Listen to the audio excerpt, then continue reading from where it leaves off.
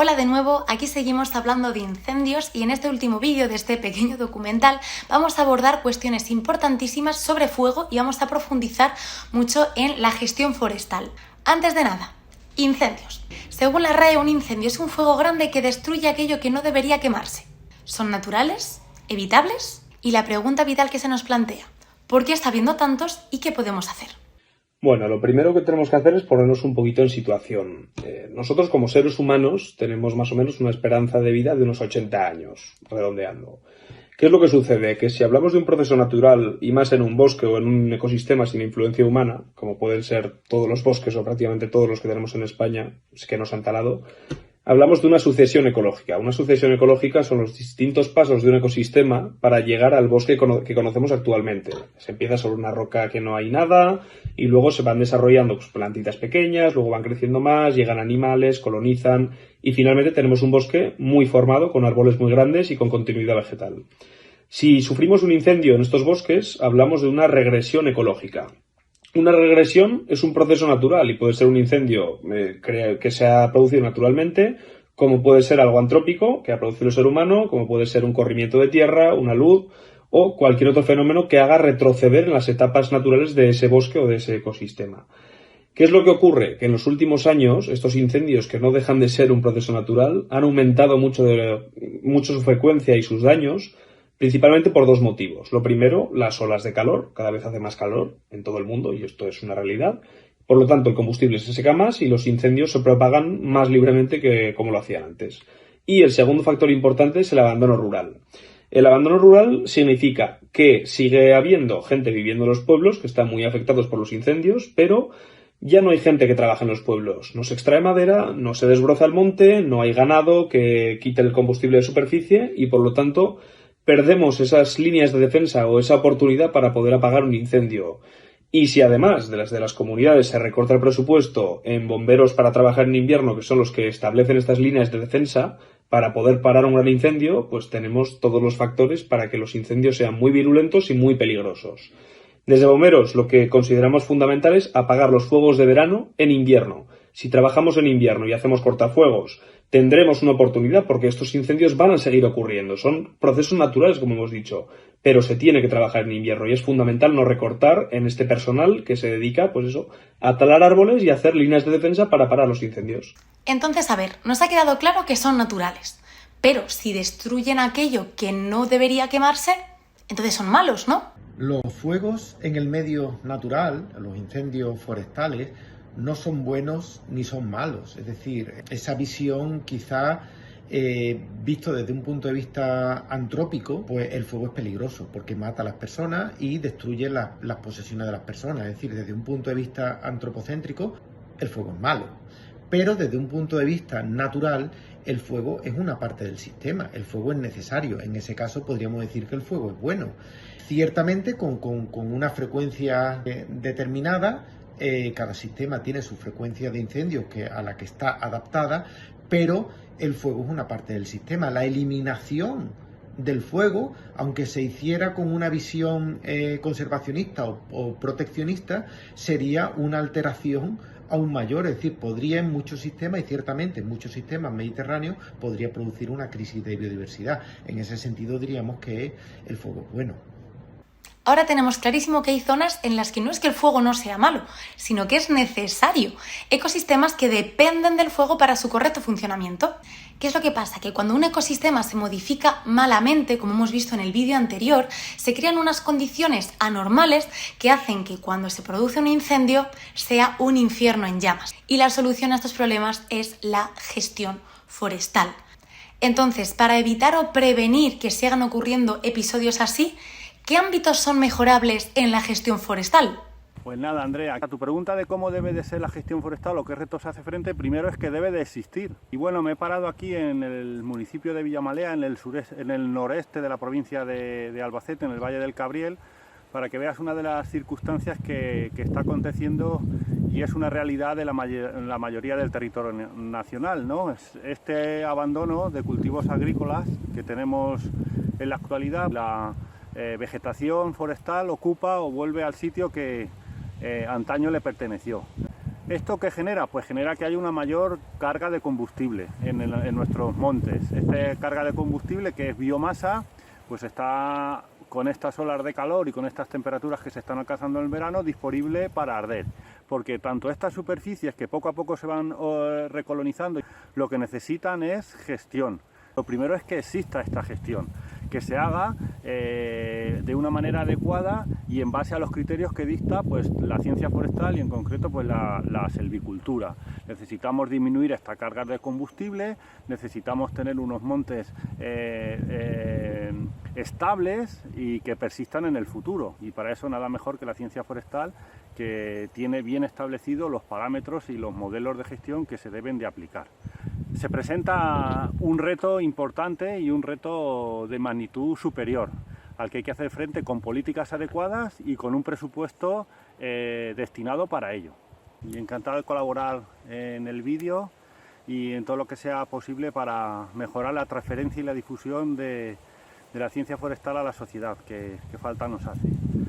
Bueno, no sé si voy a poder contestar o voy a saber contestar a esta pregunta porque yo no soy gestor. La gestión del medio natural conlleva poner en la balanza muchos otros aspectos antrópicos, que yo cuando trato de entender la ecología del fuego pues no pongo. Pero sí podría haber que, mira, cuando hay estos incendios que ahora están saliendo en el telediario, incendios tan potentes, lo que llaman incendios de sexta generación, inextinguibles, en la mayoría de los casos, si os fijáis, son plantaciones forestales continuas, que es lo que hay en Portugal, que es lo que hay en Galicia, y cuando esas plantaciones de árboles como pinos, eucaliptos, acacias, que son tremendamente inflamables, que vienen de ecosistemas pirófitos de otras zonas, bueno, en el caso de los pinos son especies autóctonas, pero que en condiciones naturales no forman esas extensiones continuas tan grandes, pues eso es lo que conlleva, como digo, esos incendios forestales tan grandes. ¿Cómo gestionar o cómo hacer una gestión forestal? Pues tratando de, pues diseñar un paisaje más heterogéneo, más en mosaico, con más diversidad, y tratar de huir de los monocultivos, porque esos son los que en muchos casos crean el peligro. Asumiendo que lo primero que tiene que pasar es la existencia de esa gestión forestal, si os dais cuenta, están saliendo todo el rato los mismos conceptos y de bocas de diferentes expertos. Recapitulamos, cada vez hay más combustible, entonces hay más material para arder. Si esto estuviese más limpito, no pasaría esto. Y además tenemos que empezar a ver las plantaciones como mosaicos. Es una palabra clave, plantaciones heterogéneas. El problema no está en X árbol, sino en las miles de hectáreas en las que solamente hay ese árbol. Y me diréis, vale, Andrea, esto está muy bien, pero yo no sé diferenciar una cosa de la otra. Yo tampoco, hasta ahora. Y esto sería, Andrea, lo que ocurre en un cultivo agrícola que antaño fue aprovechado y que ahora, pues como se abandona, ves la vegetación forestal que empieza a ocupar el espacio y que por supuesto necesita de una gestión. Y ahora tendríamos pues una repoblación totalmente sin ningún tipo de gestión. Son repoblaciones de los años 50, 60, incluso posterior, que se planificaron con el objetivo de proteger el suelo. Hoy en día pues necesitan de gestión forestal. Fíjate la cantidad de ramas secas que tiene, la continuidad que hay entre el estrato arbustivo y las copas de los árboles, la densidad, para que veas este paisaje mosaico que intercala cultivos agrícolas, espacios forestales también, repoblaciones y qué es lo que interesa mantener para hacer frente a las perturbaciones, en este caso a los incendios, y tener paisajes mucho más resilientes, se recuperen mejor después de los incendios. El Valle del Cabriel, con el incendio de la Venta del Moro al fondo de hace unas semanas. Pero claro, esto es el mercado, amigos. La necesidad de plantar determinadas especies para impulsar la economía de la zona viviendo del campo es fundamental. ¿Y esto es incompatible con mantener el bosque autóctono? Está claro que las plantaciones forestales son necesarias. Lo que hay que es diseñar esas plantaciones con criterio, es decir, tratar de evitar los monocultivos, tratar de evitar una continuidad muy grande, de optar por por la diversificación, por el paisaje más en mosaico. Hay un concepto muy interesante que es el de la intensificación ecológica, que se aplica a agricultura, pero también a gestión forestal, que es la integración de teoría ecológica o de aspectos ecológicos y de conservación en la productividad o en la producción de plantaciones forestales. La gestión forestal tenemos que tenerla en el punto de mira cara al futuro para prevenir que vuelvan a pasar estas cosas. Ahora bien, ya ha pasado, restauración, recuperación, ¿qué podemos hacer? Es importante tener en mente que la restauración pues, es un proceso largo. Hay mucha atención mediática, pero conviene tener en mente que la restauración es un proceso muy largo. Debemos de planificar a largo plazo. Ahora mismo se pueden realizar esas actuaciones de emergencia que plantean los protocolos de actuación en zonas incendiadas, es que principalmente está relacionada con la protección y el evitar que el suelo se pierda, el control de la erosión. Entre el primer año y el quinto año, que son las actuaciones de ayuda a la regeneración, lo que se trata es de volver a recuperar la cubierta verde, y más allá de esos 5 años tendríamos lo que es la restauración propiamente dicho, no solo como vuelta de la cubierta a la superficie forestal, sino la activación y la recuperación de todos los procesos ecológicos que se estaban dando en ese ecosistema. Y ahí es cuando habremos logrado la auténtica restauración del ecosistema. Recapitulando, que ha sido muchísima información. Tenemos que luchar por el bosque autóctono y por sus servicios ecosistémicos, pero también tenemos que darnos cuenta que las plantaciones son necesarias para mantener la economía de la zona. Eso bien plantadas y bien gestionadas, con la palabra clave, mosaicos, con plantaciones en mosaicos y no plantar hectáreas y hectáreas de un solo árbol. Y en negrita y subrayado, gestión forestal. Y en esta gestión forestal entra al juego una lucha que llevo teniendo tiempo, que es que ecologismo y ecología no es lo mismo. La gestión forestal es una ciencia, no es un movimiento. Todo lo que hemos hablado en este vídeo son evidencias, esto es ciencia, no es opinión. Y hasta aquí, amigas y amigos, este pequeño documental. Espero que os haya gustado y queremos mandar desde aquí muchísima fuerza a todos los pueblos de la Sierra de la Culebra y todos los pueblos de Zamora que se han visto muy afectados por estos incendios.